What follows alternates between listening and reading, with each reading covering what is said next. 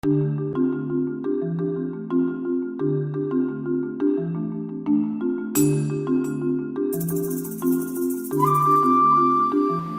to Work Life Nation. Less stress, more success. I'm Judy Martin.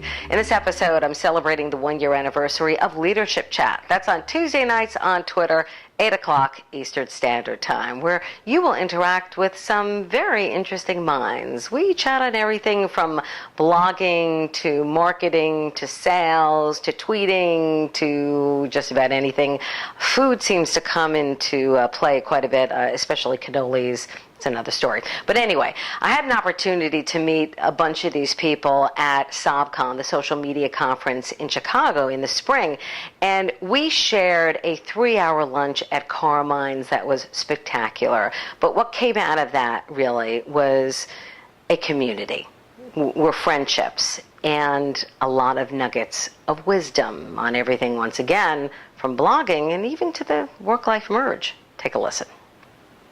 Leadership Chat, like Twitter, it itself is a way to pre-meet people. So it's a great way to get to know people at a certain level, and then you get to sit around and really talk turkey. Right. I view chats not primarily as ways to really learn a whole lot of new stuff. You might get 1 or 2 gems out of it. It's really a way to build community knowledge and sympathy and potential relationships. Mm-hmm. So I knew of Angela for years, actually. Angela. We've exchanged, messages. We've seen each other's blogs, but it's really through Leadership Chat that I've gotten more of an understanding of Angela Myers. That's angelamyers.com.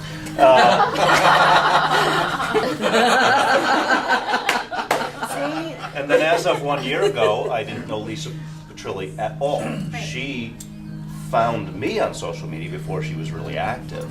And then she reached out to me and said, "You're coming to Chicago, let's talk." Right. So 1 year ago, in the lobby of Hotel 71, we sat, we talked, and we just hit it off amazingly, and have been collaborating and doing things together. This is only the second time we've even seen each other live. If you think of a vast sea of wine bottles, just hundreds and hundreds, and somewhere in there are some really huge, great vintages. Social media is your way of finding where those vintages are, picking them up, putting them in one place and saying, here's the 100 proof stuff, here's the great stuff. And that's how I view it.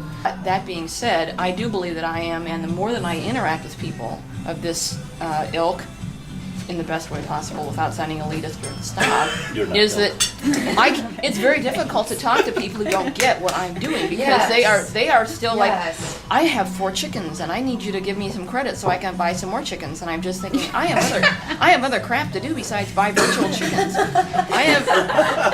You do? I have got things to do, and I love that they love that, but it's a comfort level. It's definitely a comfort level, and I think that each person has his or own saturation level into what they're comfortable with. As far as content. In everything, anything. Everyone is a sponge, and you can only absorb so much at any given time. It's physics. It's social physics. So I'm interested with chats. Chats, especially on Twitter, are a great way of applying sort of a method of curation to the people that you know and the people that you interact with.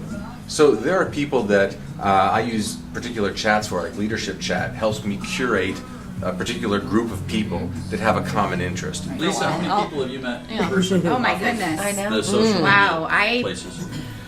I would say 40, 50.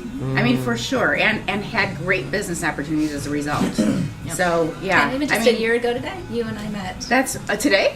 Well, it was a night. Yeah, you're right. It was. Oh, I feel like I want to hug you. Steve's in the way. Yeah. Steve Sandwich. But I really have had great interactions, and people, that now I've partnered with. Like I said, a ton of business opportunities.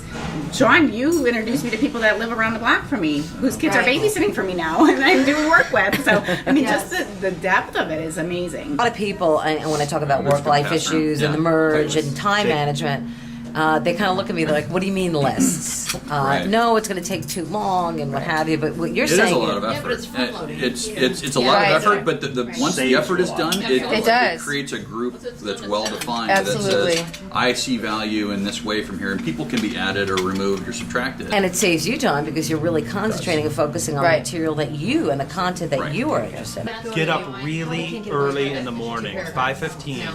Get up before the world starts making demands of you. No one wants your attention at 5:15, not even your dogs. It's the only time you can write. So then what's the downtime for you? How do you handle the work-life merge? There's no such thing. I don't believe in work-life balance. It's all you. You're there wherever you are. So how do you deal with it? How do you deal with it? You just keep the phone close and roll with it. Just roll with it? Yeah, you roll with it. Do you Like a exercise? Do you I do. watch TV? I never watch TV. So how do you de-stress? You got to do something to de-stress. Work for me is enjoyable. That's how I de-stress. Working more. It's just the attitude. Rock on. We are a bunch of characters, but in any event, you might learn something and you'll make some new friends. It's good for business. Join us, Leadership Chat, Tuesday nights, 8 o'clock Eastern Standard Time. You've been watching Work Life Nation. Less stress, more success. I'm Judy Martin.